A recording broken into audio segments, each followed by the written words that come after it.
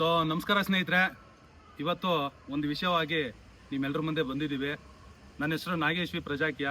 ನನ್ನ ಜೊತೆ ದಿನೇಶ್ ಪ್ರಜಾಕಿಯ ಇದ್ದಾರೆ. ಇವರು ತುಮಕೂರು ಗ್ರಾಮಾಂತರ ಜಿಲ್ಲೆಯಲ್ಲಿ MLA ಆಗಿದ್ರು. ಇವತ್ತಿನ ವಿಷಯ ಏನಪ್ಪ ಅಂತಂದರೆ, ಲಾಯರ್ ಜಗದೀಶ್ ನಿಮಗೆಲ್ಲ ಗೊತ್ತೇ ಇದೆ. ಬಿಗ್ ಬಾಸ್ ಅಲ್ಲಿ ಕಾಂಟ್ರವರ್ಸಿ ಆಗಿ ಅವ್ರನ್ನ ಹೊರಗಡೆ ಕಳಿಸ್ಬಿಟ್ರು. ಜಗದೀಶ್, ನಿಮ್ಗೊಂದೆರಡು ಪ್ರಶ್ನೆ ನಮಗೆ. ಜಗದೀಶ್ ಕೇಳಿಸ್ಕೊಳ್ಳಿ.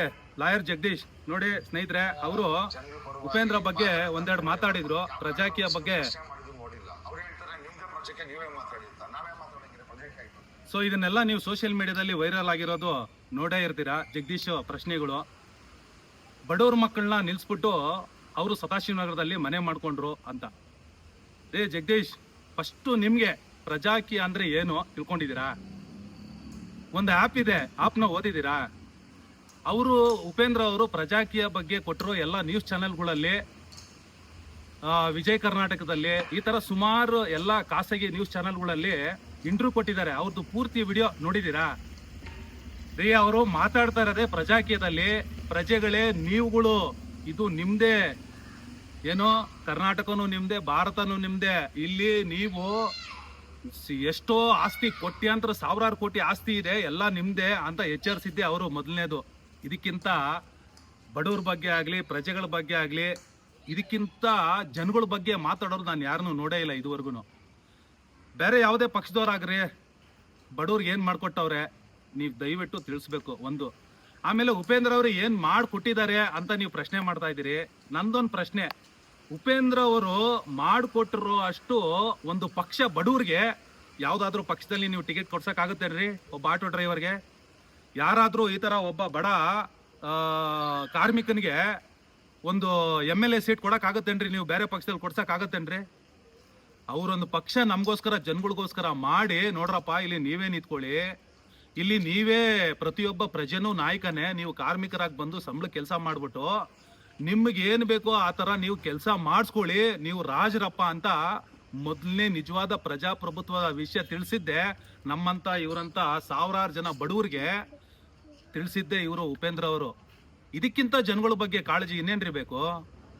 ಈ ಥರದ್ದೊಂದು ಒಳ್ಳೆ ಬುದ್ಧಿ ಇರುವಂತ, ಒಳ್ಳೆ ವಿಚಾರವಂತ, ಒಳ್ಳೆ ಜನಗಳಿಗೋಸ್ಕರ ಏನಾದರೂ ಮಾಡಬೇಕು ಅನ್ನೋ ಫಿಲಿಂ ಲ್ಯಾಂಡ್ಗೆ ಬಂದಿದ್ದೀನಿ ಅಂತ ಹೇಳೋ ಅಂತ ಒಬ್ಬ ಇಂಥ ಮಹಾನ್ ಧೀಮಂತ ವ್ಯಕ್ತಿ ನಮಗೆ ಸಿಕ್ಕಿರೋದೇ ನಮ್ಮ ಕರ್ನಾಟಕದ ಒಬ್ಬ ದೊಡ್ಡ ಪುಣ್ಯ. ಇಂಥದ್ರಲ್ಲಿ ಉಪೇಂದ್ರ ಅವರು ಮತ್ತು ಉಪೇಂದ್ರ ಅವ್ರ ಹೆಂಡತಿ ಇಬ್ರು ಫಿಲಿಂ ಲ್ಯಾಂಡಲ್ಲಿ ಇದ್ದಾರ್ರಿ. ಅವ್ರೊಂದು ಫಿಲಿಂ ನಾಡಿದ್ರೆ ಕೋಟಿಗಳು ಬರ್ತವೆ. ಸದಾಶಿವನಗರದಲ್ಲೇನೋ ಎಲ್ ಬೇಕಾದ್ರೂ ಮನೆ ತಗೊಂಬೋದು. ಅವ್ರಿಗೆ ಅಷ್ಟು ದುಡ್ಡು ಅವ್ರು ಸಂಪಾದನೆ ಮಾಡ್ಕೊಂತವ್ರು ತಗೋತಾ ಇದಾರೆ. ಬಟ್ ಬಡವರಿಗೆ ಅದಕ್ಕಿಂತ ಜಾಸ್ತಿ ನಿಮ್ದು ಆಸ್ತಿ ಇಲ್ಲಿ ಇದೆಯಪ್ಪ, ನೋಡಿ ನೀವು ಬದಲಾವಣೆ ಮಾಡ್ಕೊಳ್ಳಿ, ನೀವು ಜವಾಬ್ದಾರಿ ತಗೊಳ್ಳಿ ಅಂತ ಹೇಳಿದ್ದು ಮೊದಲನೇ ವ್ಯಕ್ತಿ ಉಪೇಂದ್ರ ರೀ. ಕೆಲವೊಂದು ಕ್ವಶನ್ ಮಾಡಿದೀವಿ ಸರ್, ಕ್ಲಾರಿಟಿ ಕೊಟ್ಬಿಡಿ. ಕಾಂಟ್ರವರ್ಸಿ ಮಹಾ ಏನ್ರಿ? ಏನ್ ನಿಮ್ ಬಿಗ್ ಬಾಸ್ ಅಲ್ಲಿ ಜಗಳ ಮಾಡ್ಕೊಂಡ್ ಬಂದ್ರಲ್ಲ, ಈ ಕಾಂಟ್ರವರ್ಸಿ ಬಗ್ಗೆ ಬಂದು ಬಿಗ್ ಬಾಸ್ ಅಲ್ಲಿ ನಿಮಗೆ ಪ್ರಶ್ನೆ ಮಾಡ್ಬೇಕಿತ್ತಾ? ಈ ಕಾಂಟ್ರವರ್ಸಿ ಬಗ್ಗೆ ಮಾತಾಡ್ಬೇಕಿತ್ತಾ? ಅವರು ಯಾವುದೇ ಕಾಂಟ್ರವರ್ಸಿಗೆ ಒಂದೇ ಸೊಲ್ಯೂಷನ್, ನೀವು ಪ್ರಜ್ಞಾವಂತರಾಗ್ರಪ್ಪ, ನೀವು ವಿಚಾರವಂತರಾಗ್ರಪ್ಪ ಅಂತ ಹೇಳ್ತಾ ಇರೋದ್ರಿ. ನಾವು ಪ್ರಜ್ಞಾವಂತರು, ವಿಚಾರವಂತರು ಆಗ್ಬಿಟ್ಟು ನಮ್ಮ ಕೈಲಿ ಅಧಿಕಾರ ತಗೊಂಡ್ರೆ ಹೋರಾಟ ಮಾಡೋ ಅವಶ್ಯಕತೆ ಏನ್ರಿ ಇರುತ್ತೆ? ಯಾವನೋ ಕಾಂಟ್ರವರ್ಸಿ ಮಾಡೋ ಅವಶ್ಯಕತೆ ಎಲ್ರಿ ಇರುತ್ತೆ? ಅವರು ಎಲ್ಲ ನಮ್ಮ ವ್ಯವಸ್ಥೆಗೆ ಫುಲ್ ಸ್ಟಾಪು. ಇಂಥ ಕಾಂಟ್ರವರ್ಸಿಗಳು, ಹೋರಾಟಗಳು, ಕಿತ್ತಾಡೋದು, ಜಾತಿ ಧರ್ಮ, ಅಣ್ಣನ್ಗೆ ಜೈ, ಇಂಥದಕ್ಕೆಲ್ಲ ಫುಲ್ ಸ್ಟಾಪ್ ಇಟ್ಟಿರೋದೇನೆ ಪ್ರಜಾಕೀಯ. ಫಸ್ಟು ಇದನ್ನ ತಿಳ್ಕೊಳ್ರಿ ಜಗದೀಶ್. ಜಗದೀಶ್, ಕರೆಕ್ಟಾಗಿ ತಿಳ್ಕೊಡ್ರಿ ನೀವು. ಅದಕ್ಕೋಸ್ಕರ ಆಮೇಲೆ ಇನ್ನೊಂದು, ಬಡವ್ರ ಮಕ್ಕಳಿಗೆ ಅವರು ಏನ್ ಮಾಡ್ಕೊಟ್ಟಿದ್ದಾರೆ ಅಂತ ಹೇಳ್ತಾ ಇದಾರೆ.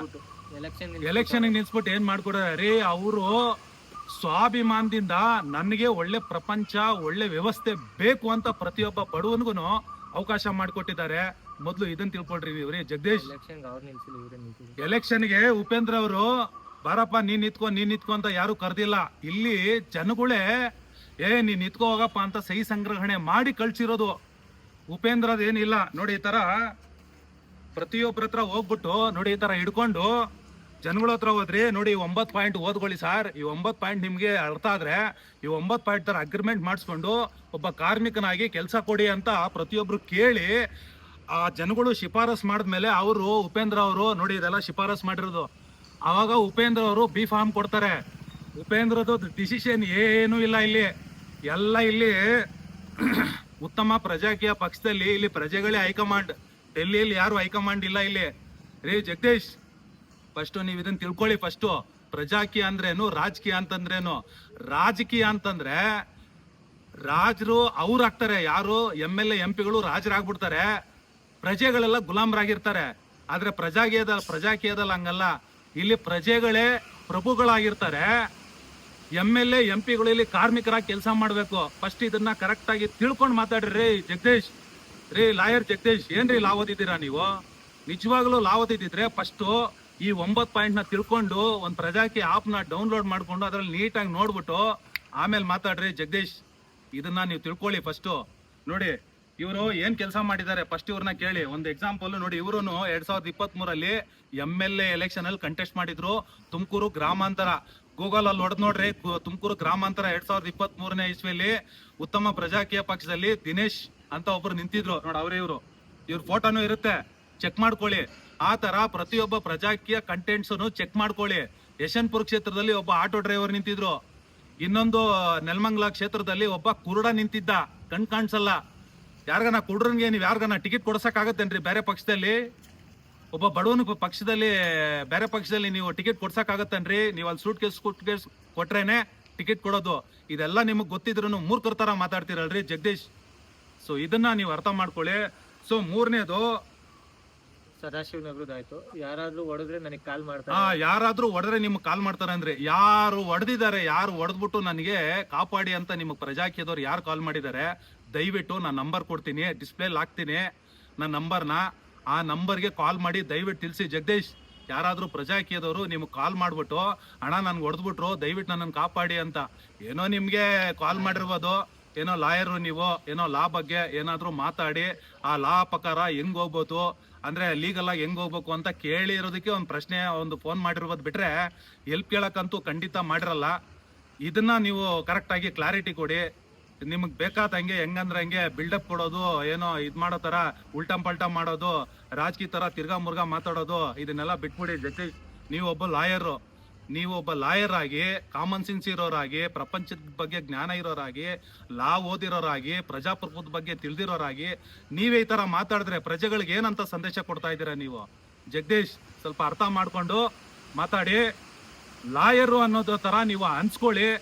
ಆ ಲಾಯರ್ಗೆ 1000 ಜನ ಬಂದು ಇಂಥ ಒಳ್ಳೆ ಲಾಯರ್ ಬೇಕು ಅನ್ನೋ ತರ ಅನ್ಸ್ಕೊಳ್ಳಿ ಜಗದೀಶ್.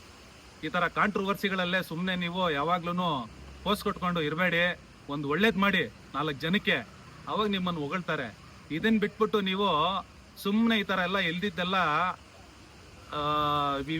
ಕೆಲ್ಸಕ್ಕೆ ಬಾರ್ದೇ ಇರೋ ಪ್ರಚಾರಗಳೆಲ್ಲ ದಯವಿಟ್ಟು ಹೇಳ್ಬೇಡಿ. ಸೊ ಇದೊಂದು ನಿಮ್ಮ ಹತ್ರ ರಿಕ್ವೆಸ್ಟು. ನೀವೊಬ್ಬ ಲಾಯರು ಅಂತ ಹೇಳ್ಬಿಟ್ಟು ಇಷ್ಟೊಂದು ರೆಸ್ಪೆಕ್ಟ್ ಕೊಟ್ಟು ನಿಮ್ಗೆ ಹೇಳ್ತಾ ಇದ್ದೀನಿ, ಅರ್ಥ ಮಾಡ್ಕೊಳ್ಳಿ ನೀವು. ಸೊ ಇನ್ನೊಂದು, ಕುಮಾರಸ್ವಾಮಿ ರಂಗಣ್ಣನ್ ಹೋಲಿಕೆ ಮಾಡ್ತಾರೆ ರೀ. ರಂಗಣ್ಣ ಅವರು ನ್ಯೂಸ್ ಚಾನಲ್, ಅವರು ರಾಜಕೀಯಕ್ಕೆ ಬರಕ್ ಆಗಲ್ಲ ರೀ. ಮತ್ತೆ ಇವರು ಕುಮಾರಸ್ವಾಮಿ ಅವ್ರು ಪ್ರಜಾಕೀಯ ಮಾಡಕ್ ಆಗಲ್ಲ. ಅವರೊಬ್ಬ ರಾಜಕೀಯ ನಾಯಕರುಗಳು. ನಿಮ್ಗೆ ನಾಯಕರುಗಳನ್ನ ಆಯ್ಕೆ ಮಾಡ್ಕೊಂಡ್ರೆ ಇಲ್ಲಿರೋ ಪ್ರಜಾಪ್ರಭುತ್ವದಲ್ಲಿ ಇರೋ ಪ್ರಜೆಗಳೆಲ್ಲ ಗುಲಾಮರಾಗಿ ಮೂರ್ಖರಾಗಿರ್ಬೇಕಾಯ್ತದೆ. ಅದೇ ಒಬ್ಬ ಕಾರ್ಮಿಕನ ಆಯ್ಕೆ ಮಾಡ್ಕೊಂಡ್ರೆ ಅವನು ನಾವ್ ಹೇಳ್ದಂಗೆ ಕೆಲಸ ಮಾಡೋ ಒಬ್ಬ ಕಾರ್ಮಿಕ ಆಗ್ತಾನೆ. ಇದು ಪ್ರಜಾಕೀಯ. ಅರ್ಥ ಮಾಡ್ಕೊಳ್ಳಿ. ಕಾರ್ಮಿಕ ಆದ್ರೆ ಸಂಬಳ ತಗೊಂಡು ನೀವು ಜನಗಳು ಹೇಳ್ದಂಗೆ ಕೆಲಸ ಮಾಡ್ತಾನೆ. ಅದೇ ನಾಯಕ ಆದ್ರೆ ಅವನ್ಗೆ ಇಷ್ಟ ಬಂದಂಗ ಮಾಡ್ಬಿಟ್ಟು ಜನಗಳನ್ನ ಮೂರ್ಖರಾಗಿ ಗುಲಾಮರಾಗಿ ಇಡ್ತಾನೆ. ಇಷ್ಟೇ ರಾಜಕೀಯಕ್ಕೂ ಪ್ರಜಾಕೀಯಕ್ಕೂ ಇರೋ ವ್ಯತ್ಯಾಸ. ಸೊ ಜಗದೀಶ್, ನಿಮ್ಗೆ ಏನಾದ್ರೂ ಅನ್ಸಿದ್ರೆ ನೋಡಿ, ನಮ್ಮ ಕಾಂಟ್ಯಾಕ್ಟ್ ನಂಬರ್ ಇದೆ, ಡೈರೆಕ್ಟ್ ನಮಗೆ ಕಾಂಟ್ಯಾಕ್ಟ್ ಮಾಡಿ ನನ್ಗೆ ಹೇಳಿ. ಆಮೇಲೆ ಪ್ರಜಾಕೀಯದವರು ಯಾರು ಹೊಡೆದ್ರು ಅಂತ ನಿಮ್ಗೆ ಕಾಲ್ ಮಾಡಿದ್ರು ದಯವಿಟ್ಟು ತಿಳಿಸಿ. ಉಪೇಂದ್ರ ಅವ್ರು ಮೊದಲೇ ಹೇಳಿದ್ದಾರೆ, ನಿಮ್ಗೆ ಇಲ್ಲಿ ಎಲ್ಲ ಎದುರಿಸೋ ಶಕ್ತಿ ದಮ್ಮು ಇದ್ರೆ ಮಾತ್ರ ಬನ್ನಿ, ಇಲ್ಲಾಂದ್ರೆ ಬರಬೇಡಿ ಅಂತಾನೆ ಹೇಳಿದಾರೆ ಅವರು. ಇದನ್ನ ಫಸ್ಟ್ ಅರ್ಥ ಮಾಡ್ಕೊಳ್ಳಿ ನೀವು. ಜಗದೀಶ್, ಇನ್ನೇನಾದ್ರೂ ಪ್ರಶ್ನೆ ಇದ್ರೆ ನೀವು ದಯವಿಟ್ಟು ನನ್ನ ಕಾಂಟ್ಯಾಕ್ಟ್ ನಂಬರ್ ಇರುತ್ತೆ, ಡೈರೆಕ್ಟ್ ಆಗಿ ನಾನು ಮಾತಾಡಿ. ಉಪೇಂದ್ರ ಅವರು ಎಲೆಕ್ಷನ್ ನಿಂತಿರೋರ್ಗೆ ಏನು ಮಾಡ್ಕೊಟ್ಟಿಲ್ಲ ಅಂತ ಕ್ವಶನ್ ಮಾಡೋರೆ.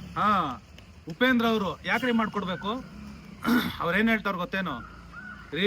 ಬರೀ ಕರ್ನಾಟಕ ಸರ್ಕಾರದಲ್ಲಿ 1 ವರ್ಷಕ್ಕೆ ಬಜೆಟ್ 4 ಲಕ್ಷ ಕೋಟಿ ಇದೆಯಪ್ಪ. ಇದೆಲ್ಲ ನಿಮ್ದೇನಪ್ಪ ದುಡ್ಡು?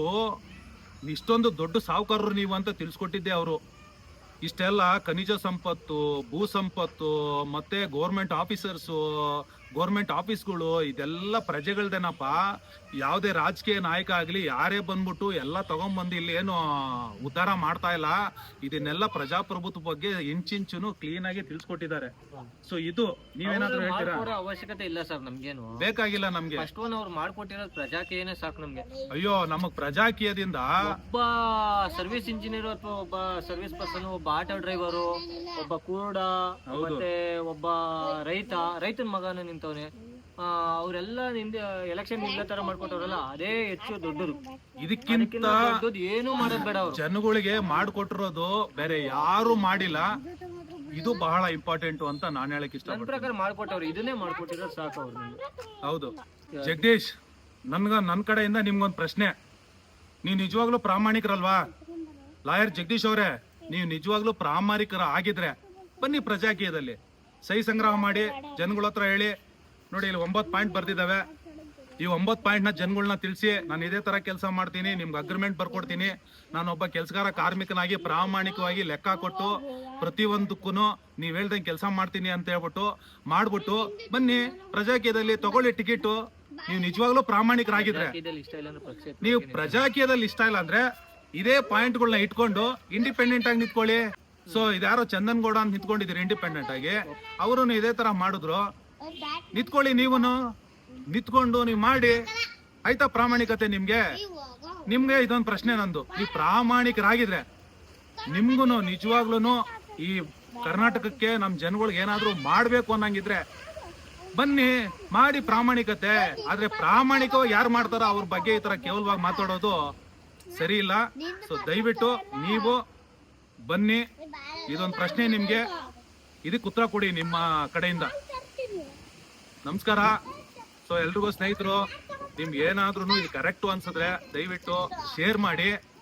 ಈ ವಿಚಾರಗಳನ್ನ ಪ್ರತಿಯೊಬ್ಬರಿಗೂ ಗೊತ್ತಾಗ್ಲಿ. ಸೊ ನಮಸ್ಕಾರ. ಜೈ ಪ್ರಜಾಕೀಯ. ಜೈ ಪ್ರಜಾಕೀಯ.